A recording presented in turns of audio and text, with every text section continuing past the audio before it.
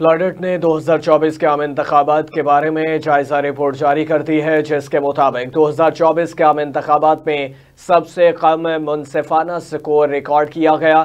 اور پلاڈٹ نے اپنی رپورٹ میں کہا کہ قبل ازیں پولنگ مرحلے کے دوران انتخابات کے شیڈول میں کافی تاخیر، سیاسی جبر، نگراں حکومت کی جانب سے غیر جانبداری کا فقدان دیکھا۔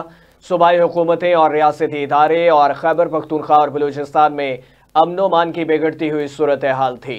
رپورٹ کے مطابق پولنگ کے دوران اور اس دن موبائل فون اور انٹرنیٹ سروسز کی معطلی نے نہ صرف الیکشن مینجمنٹ سسٹم سے سمجھوتا کیا بلکہ انتخابی عمل میں عوام کی شرکت کے لیے بھی مشکلات پیدا کی۔ پلاڈٹ رپورٹ میں کہا گیا کہ پولنگ مکمل ہونے کے بعد الیکشنز ایکٹ 2017 کے سیکشن 13(3) میں طے شدہ وقت سے زیادہ عارضی نتائج کے اعلان میں تاخیر نے انتخابات کے ساکھ پر سنگین سوالات کو جنم دیا۔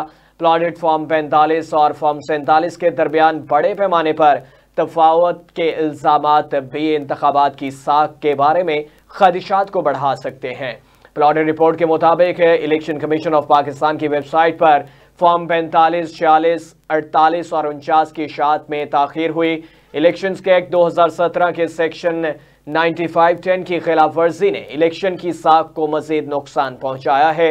سونی اتحاد کونسل کو مخصوص نشستوں کی الاٹمنٹ پولنگ کے دن سے لے کر 25 دنوں تک ایک بڑا تنازع بنی رہی ہے۔ دیگر تمام سیاسی جماعتوں کو مخصوص نشستیں الاٹ کی گئی ہیں۔